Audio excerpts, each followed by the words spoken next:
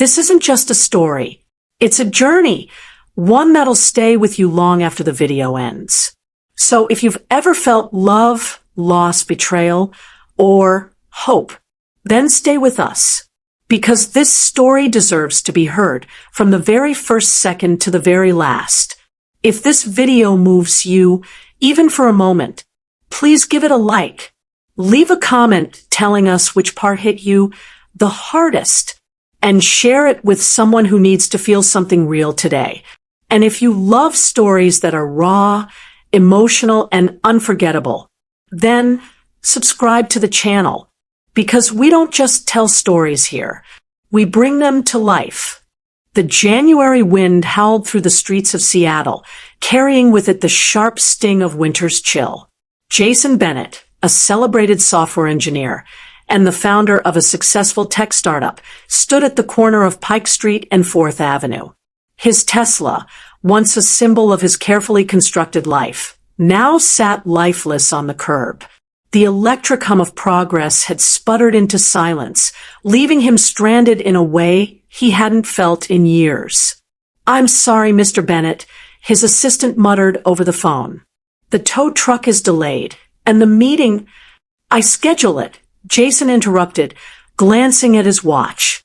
It was already 8:50 a.m., and he knew the window to salvage the day was closing. "I'll figure something out." His eyes scanned the street, landing on a nearby bus stop where a small shelter stood amidst the bustling city. Public transportation felt foreign to Jason, almost like stepping into a world he had left behind long ago. The last time he'd set foot on a bus was likely during college, a time when his ambitions had yet to outpace his wallet. Yet with no cabs in sight, he stuffed his hands into the pockets of his wool coat and trudged toward the small shelter. The stop was nearly empty, except for a woman and a young boy. The woman's honey-colored hair caught his attention first, tumbling down her back in soft waves that seemed oddly familiar. Then she turned slightly, and his breath hitched. "What? Clara?" It had been 5 years since Jason had last seen her. The end of their relationship was still a scar he avoided touching, a whirlwind of late-night arguments and missed dinners culminating in a goodbye he hadn't expected. She looked almost the same, though there was a new weight to her expression, a gravity he couldn't place. Then his eyes fell on the boy standing beside her, clutching her hand. The child couldn't have been more than 4 years old, with sandy brown hair and piercing green eyes, eyes that mirrored Jason's own. "Clara," the name slipped from his lips before he could stop it. She turned fully, her face registering surprise, and something else, fear. "Noah," the boy tugged at her hand, curious but shy. As Jason struggled to process what he was seeing, his mind raced, questions piling up faster than he could manage. "Is he—" Jason began, his voice unsteady. Clara's hand tightened around the boy's small fingers. Her voice was clipped and hurried. "It's been a long time, Jason. We really have to go." Before Jason could respond, the bus screeched to a halt in front of them. Clara ushered the boy on board. Her movements hurried. As the bus pulled away, the boy turned and looked out the window, his green eyes locking onto Jason's.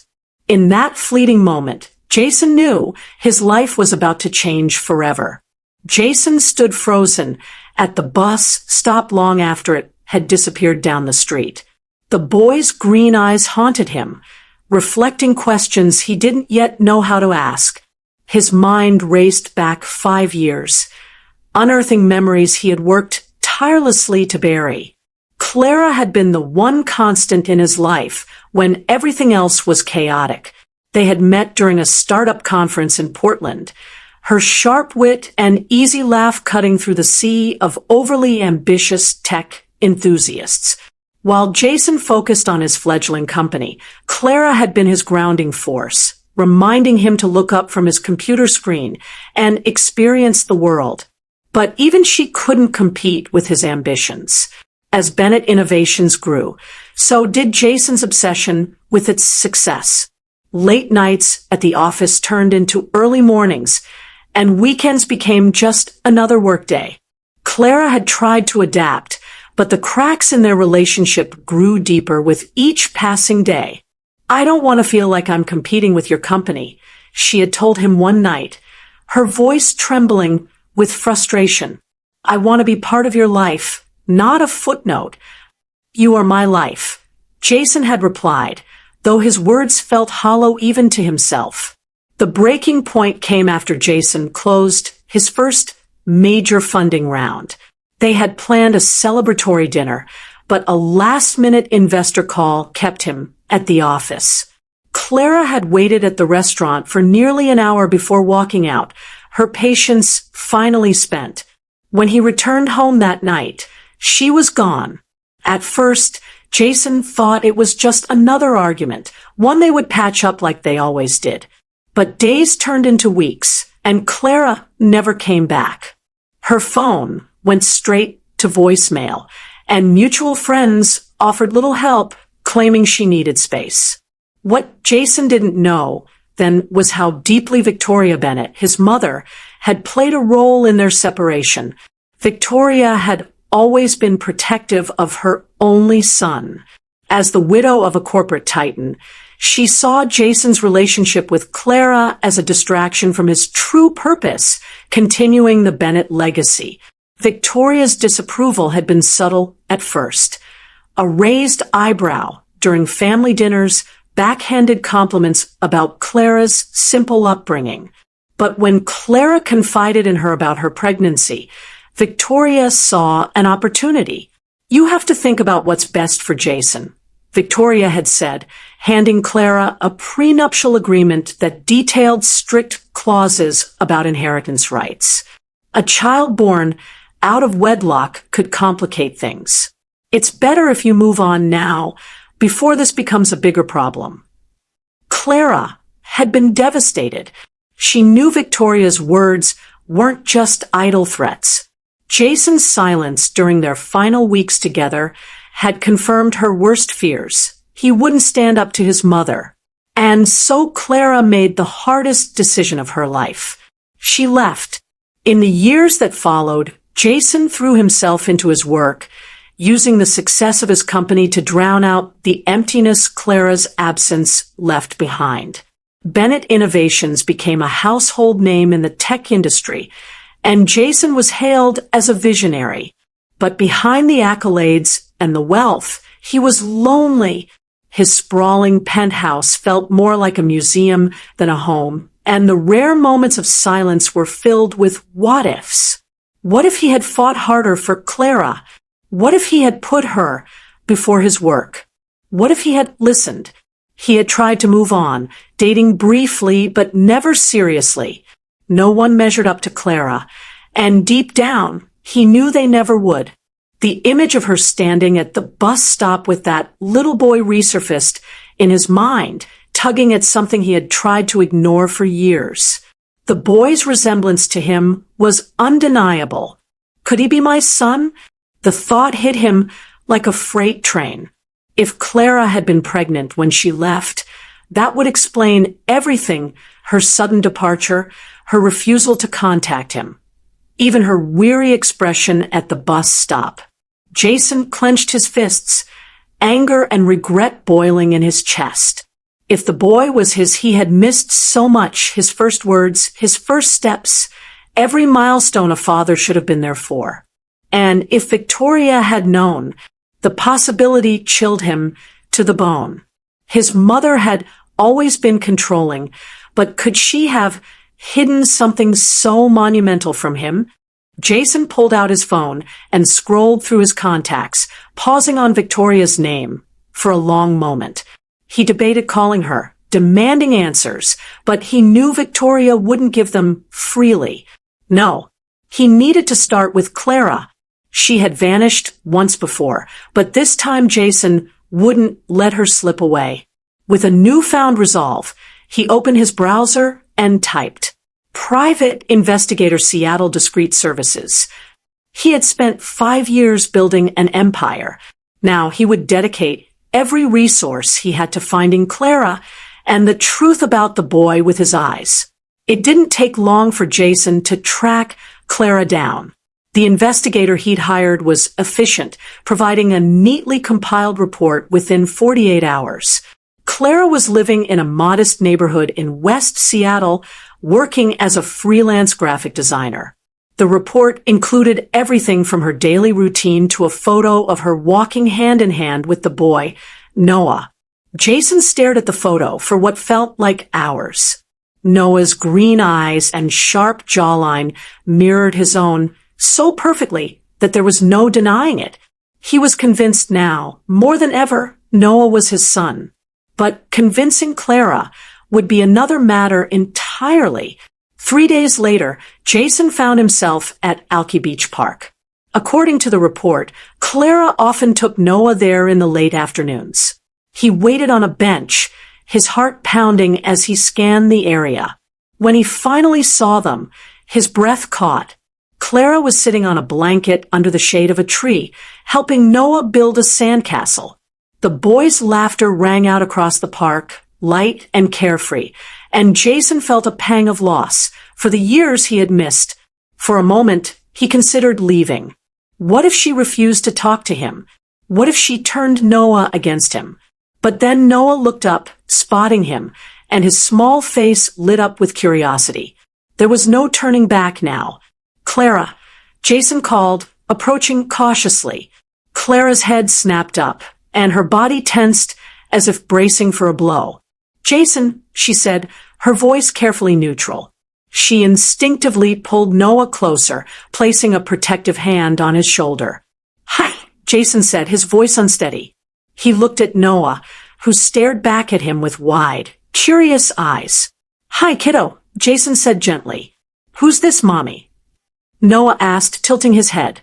Clara hesitated, then smiled tightly. Just an old friend. Jason felt the words like a slap, but chose to ignore them. Can we talk, Clara? Please. Clara glanced at Noah, then sighed. Noah, why don't you play on the swings for a bit? I'll watch you from here. The boy nodded, grabbing a plastic bucket and running off toward the playground. Jason waited until Noah was out of earshot before turning back to Clara.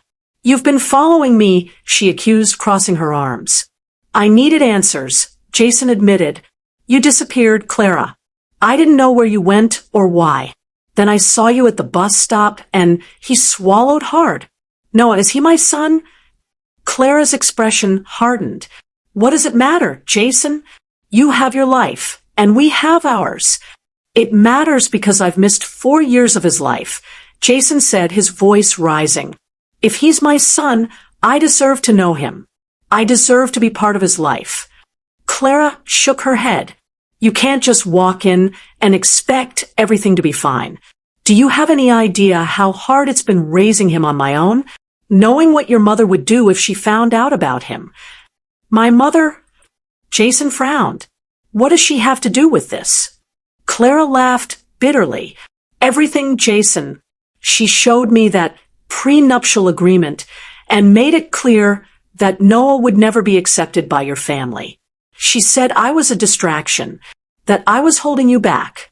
And you were never there. Always working. Always somewhere else. Jason felt the weight of her words settle over him like a storm cloud. Clara, I didn't know. If I had. But you didn't, she snapped. Her voice softened as she looked toward Noah, who was now gleefully sliding down the playground spiral slide. I had to protect him. Jason, I couldn't let him grow up feeling unwanted. Jason stepped closer, lowering his voice. He's not unwanted. He's my son, Clara. I can see it. I felt it the moment I saw him. Clara's eyes filled with tears, but she quickly blinked them away. And what happens when you get bored? When your work becomes more important again? Noah doesn't deserve that. I've changed, Jason said firmly. I'm not the man I was 5 years ago. Let me prove it to you. Let me prove it to him. Clara hesitated, her walls cracking ever so slightly. This isn't just about you and me anymore, Jason. Noah is my whole world. I won't let anyone hurt him, not even you. Jason nodded, understanding the gravity of her words. I don't want to hurt him, Clara. I just want to be his father. They stood in tense silence for a moment before Clara finally sighed. Fine. You can see him supervised for now, but if you hurt him, Jason, you won't get another chance. I won't, Jason promised, his voice resolute. Clara called out to Noah, who came running back with a bucket full of sand and a beaming smile. We're going home, sweetie, she said. Jason knelt to Noah's level. It was nice meeting you, Noah, he said, his voice catching. Noah tilted his head. You'll be around again, right? Jason glanced at Clara, who gave a reluctant nod. Yeah, buddy, he said, his heart swelling with hope. I'll be around. Jason left Alki Beach with a mix of hope and apprehension. Clara had given him a chance, but it came with conditions he was determined not to break. As he drove back to his office, Noah's face remained vivid in his mind. Those green eyes weren't just a resemblance. They were a reflection of everything Jason had lost. He spent that night poring over the investigator's report again, looking for gaps Clara hadn't filled. It wasn't just about finding out where she had been for the past 5 years. He wanted to understand why she had felt the need to leave. And the answers pointed back to one person, Victoria Bennett. 2 days later, Jason found himself in his mother's penthouse. The space was as meticulously maintained as its owner. Victoria greeted him with her usual composed demeanor, her eyes narrowing slightly at his unannounced visit. Jason, she said, motioning toward the impeccably arranged sitting area. To what do I owe this surprise? Jason didn't waste time. When were you going to tell me about Noah? Victoria's expression didn't falter, but there was a flicker of something in her eye, something that confirmed his suspicions. I don't know what you mean, she said, her voice smooth. Don't lie to me, mother. His tone was sharper than he intended, but the weight of 5 years of deception pressed against his chest. I saw Clara. I saw Noah.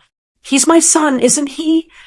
Victoria sighed, a practiced exhalation designed to convey both patience and exasperation. Jason, Clara made her choice. She walked away. Because you drove her away? Jason snapped. He stood, pacing the room. I know about the prenuptial agreement. I know you showed it to her. Did you think I wouldn't find out? Victoria's mask cracked just slightly. I was protecting you, she said firmly. You were on the brink of something extraordinary. Bennett Innovations needed you focused. Clara would have been a distraction. She wasn't a distraction, Jason said, his voice low but steady. She was everything. And you took her away from me. I gave her a choice, Victoria retorted, her tone defensive, and she made the one that was best for everyone. Jason stopped pacing, his hands clenching into fists. No, mother, you didn't give her a choice. You manipulated her. You used your power, your money, to make her feel like she wasn't good enough, like Noah wasn't good enough. And now, because of you, I've missed 4 years of his life. Victoria stood as well, her heels clicking against the marble floor. And what do you plan to do about it, Jason? Throw everything away for some misplaced sense of guilt? Do you think Clara is waiting for you with open arms? She's moved on. So should you. Jason stared at her, a surge of anger and resolve rising within him. You lost the right to decide what's best for me years ago, and you never had the right to decide what's best for Noah. Victoria's face hardened. You'll regret this, Jason. You're letting emotions cloud your judgment. The company, Jason took a breath. The company will survive without me, he said, cutting her off. But I won't survive losing them again. He turned and walked out, leaving Victoria standing alone in her pristine penthouse. The next day, Jason met Clara and Noah at a local park. Clara had been cautious, but true to her word, she allowed Jason's supervised time with his son. Noah was shy at first, clinging to Clara as they sat on a picnic blanket. "Do you like superheroes, Noah?" Jason asked, trying to engage him. Noah nodded, his eyes lighting up. "I like Spider-Man." Jason grinned. "Spider-Man's awesome. Did you know I used to build stuff that's kind of like his web shooters?" "You did." Noah's curiosity overcame his shyness, and he inched closer. "Yeah," Jason said, pulling out his phone to show him a prototype design he'd worked on years ago. Noah was enthralled, asking a flurry of questions. As the afternoon wore on, Jason felt a connection forming. Noah's laughter, his fascination with technology, even the way he scrunched his nose when he was deep in thought. It was like looking at a younger version of himself. Clara watched from a distance, her protective stance softening as she saw Noah warming up to Jason. By the time the sun began to set, Noah was tugging on Jason's hand. "Can we do this again, Mr. Jason?" Jason knelt to Noah's level, his voice thick with emotion. "You can just call me Jason. And yes, we can do this again." Clara approached, her expression unreadable. "He seems to like you," she said quietly. "I like him too," Jason replied, glancing at Noah, who was now chasing Bubbles with a group of other kids. "Clara, I want to be part of his life. Not just on weekends or special occasions. I want to be there for him every day." Clara hesitated, then nodded. "Let's take it slow. For his sake." Jason nodded, understanding that trust wasn't something he could demand. He would earn it one step at a time. As they walked back to their cars, Noah holding both their hands, Jason felt a flicker of hope for the first time in years. It felt like the pieces of his life were finally falling into place. The next few weeks became a delicate dance of trust and rebuilding. Clara remained cautious, but Jason took every opportunity to prove that he was committed, not just to Noah, but to the family they could become. Every Saturday, they met at a small community center near Clara's neighborhood. Noah loved the play area, and Jason used these moments to connect with his son. At first, Noah had been shy, sticking close to Clara, but as the days passed, he grew more comfortable. One morning, Noah tugged on Jason's sleeve as they sat by the building blocks. "Can you build a tower with me, Mr. Jason?" Jason smiled, kneeling beside him. "Of course. And you can just call me Jason, buddy." Noah tilted his head, curiosity flickering in his green eyes. "Can I call you Dad?" Jason froze for a moment, his heart racing. "What?" Noah shrugged. "Maybe, Dad." The word hit Jason like a tidal wave. He looked at Clara, who stood a few feet away, her eyes wide with surprise. She didn't say anything, but she didn't stop Noah either. Jason swallowed the lump in his throat. "You can call me whatever feels right to you, Noah." "Okay, Dad," Noah said, grinning. Later that afternoon, as Clara and Jason packed up the toys, she finally spoke. "He's starting to trust you." Jason nodded. "It means everything to me." Clara hesitated. "I want to believe you, Jason, but I've seen how work can take over your life. I can't let Noah get attached if you're going to disappear when things get busy." Jason paused, setting down the toy he was holding. "I get it, Clara, and I don't blame you for feeling that way. But I've made changes. Bennett Innovations doesn't own me anymore." "Really?" Clara raised an eyebrow. Jason exhaled. "I've stepped back.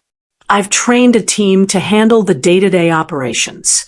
The company's still mine, but it's not my life anymore." Clara studied him for a long moment. "That's a start. The turning point came one rainy evening when Clara called Jason unexpectedly. "Noah's sick," she said, her voice anxious. "He has a fever, and I can't get it down." Jason was already grabbing his keys. "I'll be right there." When he arrived, Clara looked frazzled, cradling a groggy Noah on the couch. "He's been like this since this afternoon," she said. Jason knelt beside them, gently touching Noah's forehead. "We should take him to urgent care, just to be safe." Clara nodded, and they bundled Noah up together. At the clinic, Jason stayed by Noah's side, distracting him with silly faces and stories while the doctor examined him. "It's just a viral infection," the doctor said. "Eventually. Keep him hydrated, and he should be better in a few days." Relief washed over both parents as they returned to Clara's apartment. Noah was already dozing off in Jason's arms, his small head resting on his father's shoulder. Clara watched as Jason carefully laid Noah down in his bed, pulling the blanket up to his chin. The tenderness in his movements brought tears to her eyes. "Thank you," she said softly when they stepped out of Noah's room. "You don't have to thank me," Jason replied. "This is what I want, to be here, to help, to be part of his life." Clara looked at him, her walls finally beginning to crumble. One Saturday morning, as they sat around the kitchen table, Noah looked up from his plate and asked, "Are we like other families now?" Jason and Clara exchanged a glance. Jason reached over to ruffle Noah's hair. "We're better, buddy. We're our own kind of family." Clara smiled, the last of her doubts fading away. Life settled into a comfortable rhythm for Jason, Clara, and Noah. Jason became deeply involved in Noah's daily life. School drop-offs, bedtime stories, and weekend pancake mornings. Slowly, Clara's walls began to fall, and a sense of family took root. One crisp afternoon, as they walked through the park, Jason stopped and turned to Clara. "I've been carrying this for 5 years," he said, pulling out a small velvet box. Inside was a diamond ring. "Clara Bennett, losing you was the greatest mistake of my life. Being given a second chance is more than I deserve, but I promise to never waste it. Will you marry me?" Tears filled Clara's eyes as she smiled. "Yes, Jason." He slipped the ring onto her finger, and they kissed, the promise of forever hanging in the autumn air. When they returned home, Noah greeted them with wide eyes. "Why is Mom so happy?" Jason knelt to his son's level. "Because she just said yes to being a family forever." "Really?" Noah exclaimed, clapping his hands. "So I can call you Dad all the time now?" "You bet, buddy," Jason said, lifting him into a hug. As the sun set, they sat together on the couch, wrapped in each other's arms. This wasn't just the end of a chapter. It was the beginning of a new story built on trust, love, and the joy of second chances. The weeks that followed were filled with warmth and laughter. Jason began to feel something he hadn't experienced in years: peace. Every time he saw Clara smile or heard Noah's laughter echo through their home, it reaffirmed that they were worth every sacrifice he had made. But rebuilding trust wasn't only about grand gestures. It was about the quiet, everyday consistency that Clara had never received before. Jason showed up, not just physically, but emotionally. He attended parent-teacher meetings, volunteered at Noah's school fair, and even braved the chaos of helping build a papier-mâché volcano for Noah's science project. One night, while they were watching a movie together, Clara reached for Jason's hand and whispered, "Thank you for not giving up." Jason looked at her, his eyes gentle. "I never will." Their love, once buried under years of regret and silence, had bloomed again, this time deeper, wiser, and stronger. And as winter approached, Jason found himself looking forward to things he'd never considered before: buying a Christmas tree as a family hanging stockings with Noah's name embroidered in red, and hearing the sound of tiny footsteps on Christmas morning. For years, Jason had measured his success by how many zeros appeared in his bank account, how many awards lined his office walls, and how many articles praised his company. But now, he measured it by a boy's laughter, a woman's smile, and the sound of a tiny voice calling him Dad. One evening, after putting Noah to bed, Jason and Clara stood on the balcony, watching the city lights shimmer below. "You know," Clara said, leaning her head on Jason's shoulder, "there was a time I thought we'd never speak again." "I thought that too," Jason replied, "but I couldn't let the past define us." "It doesn't," Clara said. "Not anymore." Jason turned to her, brushing a strand of hair from her face. "I know I can't erase the pain I caused you, but I promise I'll spend the rest of my life making sure you never feel that way again." "You already have," she whispered. They stood in silence for a while, wrapped in each other's presence, knowing they had fought for something real, something rare. The family they had become was built not just on love, but on forgiveness, resilience, and the belief that no matter how broken things once were, healing was always possible. "It's not just about him, Jason. It's about us too. Can I trust you not to hurt me again?" Jason took her hands, his gaze steady. "I know I let you down before, Clara. I can't undo the past, but I can spend every day proving that I've changed. I don't just want to be Noah's dad. I want to be the partner you deserve." Clara's eyes shimmered with unshed tears. "I'm scared, Jason." "I am too," he admitted. "But I think we owe it to ourselves and to Noah to try." From that night on, things began to shift. Jason became a fixture in their lives, not just as a visitor, but as a partner. He picked Noah up from preschool, helped with bedtime routines, and even learned how to make Noah's favorite dinosaur-shaped pancakes. Clara started to relax, allowing herself to enjoy the moments of laughter and joy that Jason brought back into their home. For the first time in years, she began to imagine a future where they could truly be a family. The first snowfall of the season blanketed Seattle in a soft white glow, and Clara's small home shimmered with twinkling lights and holiday cheer.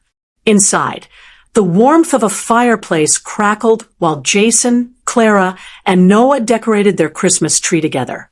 Jason held Noah up so he could place the star on top. "There," Noah said proudly. "It's perfect." Jason grinned, setting him down gently. "Just like this family." Clara watched them, her heart full. There was still a small part of her that remembered the pain, the nights she cried alone while Noah slept beside her, but those memories were now overshadowed by the life they were building. The next morning, Jason woke early to make pancakes, dinosaur-shaped, of course. Clara joined him in the kitchen, wrapping her arms around his waist as he flipped the batter. "You're getting good at this," she teased.